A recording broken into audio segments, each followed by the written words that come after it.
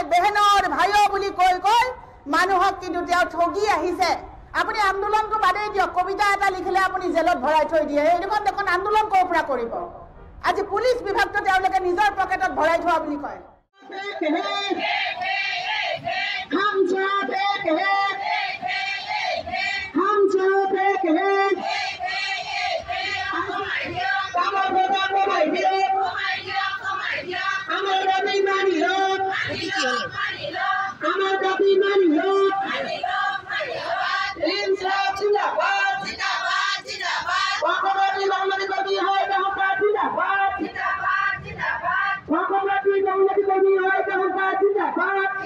অংগনবাড়ী কৰ্মী সহায়িকা সন্থাৰ যি প্ৰতিবাদ, এয়া প্ৰতিবাদ ন্যায্য প্ৰতিবাদ আৰু এই প্ৰতিবাদ গণতান্ত্ৰিক প্ৰতিবাদ।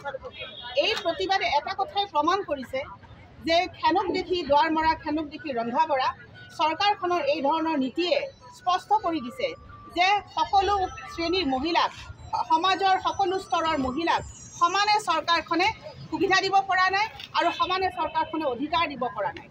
এই কথাই আজি প্ৰমাণ কৰিছে যে আজি কিমান দিন ধৰি একেৰাহে ইয়াত বহি তেওঁলোকে নিজৰ অধিকাৰৰ কাৰণে চিঞৰিব লগা আজি পৰিস্থিতিৰ সৃষ্টি হৈছে।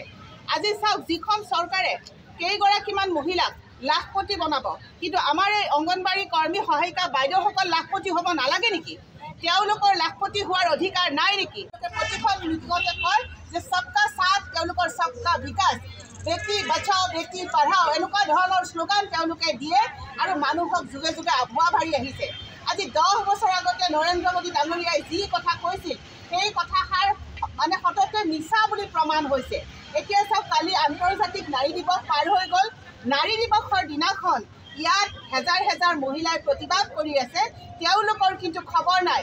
গতিকে এইটোৱে প্ৰমাণ কৰিছে যে চৰকাৰখনৰ আমাৰ মহিলাসকলৰ প্ৰতি কিমান সদ্ভাৱ আছে আৰু কিমান তেওঁলোকৰ মহিলাসকলৰ প্ৰতি সততা আছে।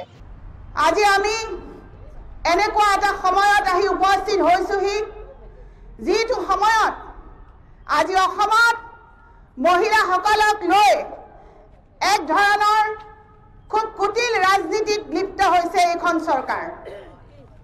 সকলো শ্ৰেণীৰ নাৰীৰে কিন্তু আজি অসমত ভুক্তভোগী। আজি আপোনালোকে চাওক, এগৰাকী মহিলা প্ৰসূতি অৱস্থাত ঠেলাৰে লৈ আনিব লগা পৰিৱেশ এতিয়াও অসমত আছে। কিন্তু যিটো সময়ত আমাৰ অসমৰ মুখ্যমন্ত্ৰী ডাঙৰীয়াই ডিঙিৰ শিৰ ফুলাই ফুলাই চিঞৰি চিঞৰি কয় যে অসমত 7খনকৈ মেডিকেল কলেজ তেওঁ স্থাপন কৰিছে, তেনেহ'লে কিয় যোৰহাটৰ এগৰাকী ৰোগীক কিয় গুৱাহাটী মেডিকেল কলেজলৈ লৈ আহিবলগীয়া পৰিস্থিতি হয়? তেওঁলোকে চাৰ্ট এটাৰ দাম তেওঁলোকৰ 2 লাখ টকা, 2.5 লাখ টকা। কিন্তু আজি আপোনালোকক কি কৰিছে? আপোনালোকৰ মুখৰ ফালে চাইছেনে বাৰু? নাই চোৱা। আৰু তেওঁলোকে কি কৰিছে? এতিয়া তেওঁলোকে ঘোষণা কৰিছে লাখপতি বাইদেউ আঁচনি। আজি এইসকল মহিলা, যিসকল মহিলা দুৰ্দশাগ্ৰস্ত, তেওঁলোকে লাখপতি হোৱাৰ অধিকাৰ নাই নেকি? যদি সবকা সাথ সবকা বিকাশৰ কথা কয়, তেনেহ'লে সকলোৰে সাথ হ'ব লাগে, সকলোৰে বিকাশ হ'ব লাগে। আমি সেই কথাই জানো। তেওঁ সদায় বেহেনৰ ভাইও বুলি কৈ কৈ মানুহক কিন্তু তেওঁ ঠগি আহিছে। যোৱা 2 দিন ধৰি তেওঁ অসমত উপস্থিত আছিল আৰু তেওঁ কাজিৰঙা ভ্ৰমণ কৰিবলৈ গৈছিল। কাজিৰঙাত তেওঁ কাৰ্পেট পাৰি কাৰ্পেটৰ ওপৰতে তেওঁ খোজকাঢ়ি যায়। আমাৰ এনেকুৱা লাখ বিলাসৰ প্ৰধানমন্ত্ৰী, আমাৰ এনেকুৱা লাখ বিলাসৰ মুখ্যমন্ত্ৰী। গতিকে আপোনালোকে ভাবক, আপোনালোকৰ কথা চিন্তা কৰিবলৈ, সাধাৰণ আমাৰ মহিলাসকলৰ কথা চিন্তা কৰিবলৈ এইখন চৰকাৰত কাৰো সময় নাই। আজি কাৰোবাক 1250 টকা একাউণ্টত ভৰাই দিছে, ইফালে গিৰিয়েকৰ কিন্তু পকেটখন ফুটি গৈছে, গিৰিয়েকৰ টকা ওলাই ওলাই গৈ আছে বজাৰত।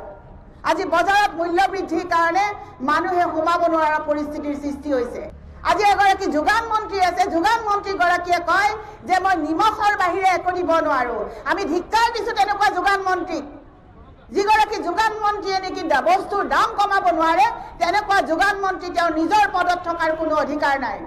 আৰু আমি দাবী কৰিছোঁ, আজি এই ঠাইৰ পৰাই দাবী কৰিছোঁ, সমাজ কল্যাণ বিভাগৰ মন্ত্ৰীয়ে পদত্যাগ কৰক। মুখ্যমন্ত্ৰী ডাঙৰীয়াই নৈতিক দায়িত্ব স্বীকাৰ কৰি আপুনিও পদত্যাগ কৰক। কাৰণ আপুনি যোৱা বছৰ যেতিয়া নিৰ্বাচন হৈছিলে, নিৰ্বাচনৰ আগতে আপোনালোকে ডাঙৰ ডাঙৰ কথা কৈছিলে। আপোনালোকে এগৰাকী ধক্ষিতা মহিলা অৰ্ণমাই বৰাৰ নাম কৈ কৈ আপোনালোকে ভোট ভিক্ষা কৰিছিল। আজি অৰ্ণমাই বৰাই ন্যায় পালেনে? নেপালে। গতিকে আপোনালোক শিক্ষিত মানুহ, বুজি পোৱা মানুহ, আপোনালোকে নিজৰ অধিকাৰৰ বিষয়ে সচেতন। আপোনালোকে জানে যে অধিকাৰ কাক কয়। আজি এখন গণতান্ত্ৰিক দেশত হিমন্ত বিশ্ব শৰ্মা ডাঙৰীয়াই কয় মই মুখ্যমন্ত্ৰী হোৱাৰ পিছত অসমত আন্দোলন নাই। আন্দোলন ক'ৰ পৰা থাকিব? আপুনি আন্দোলনটো বাদেই দিয়ক, কবিতা এটা লিখিলে আপুনি জেলত ভৰাই থৈ দিয়ে। এইখন দেখোন আন্দোলন ক'ৰ পৰা কৰিব? আজি পীয়ুষ হাজৰিকাই কয় পুলিচ কেইটা আমাৰ। ধিক্কাৰ দিছোঁ তেওঁলোকক তেনেকুৱা কথাত। আজি পুলিচ বিভাগটো তেওঁলোকে নিজৰ পকেটত ভৰাই থোৱা বুলি কয়। আজি আমাৰ পুলিচ বিভাগৰ মানুহে নিজৰ মতে কথা ক'ব নোৱাৰে। মন্ত্ৰী বিধায়কৰ সুৰতে সুৰ মিলাই কথা কয়। আন্দোলন কৰিলে কোটি টকা দিব লাগিব বুলি কয়। গতিকে কি দিন পৰিল আপোনালোকে চাওক। ৰাস্তাত ওলাই মানুহে প্ৰতিবাদ কৰিব নোৱাৰিলে, প্ৰতিবাদ কৰিলেও পইচা দিব লাগে। এনেকুৱা দিন আহি পৰি গ'ল। কিন্তু আমি মনে মনে নাথাকো, আমি বহি নাথাকো। আমি জেললৈ যাবলৈ ভয় নকৰো। কৰো জানো জেললৈ যাবলৈ ভয়? আজি আমাৰ কা আন্দোলনত 5 গৰাকীকৈ সৰু সৰু ল'ৰাক মাৰি পেলোৱা হ'ল। তেওঁলোকে আজিলৈকে এষাৰ মাত মাতিছেনে? যিজন সৰ্বানন্দ সোণোৱালে কৈছিলে মোক আপোনালোকে নেৰিব ৰাইজ, মোক আপোনালোকে নেৰিব। কিন্তু সেইজন সৰ্বানন্দ সোণোৱালে কি কৈছিলে? 5জন ডেকা ল'ৰা মৰি গ'ল, কা আন্দোলনৰ সময়ত মাৰি পেলালে, তেওঁলোক শ্বহীদ হ'ল। কিন্তু তেওঁলোকে এই মানুহকেইজনক আজিলৈকে স্বীকৃতি নিদিলে, ঘৰখনক আজিলৈকে ক্ষতিপূৰণ নিদিলে।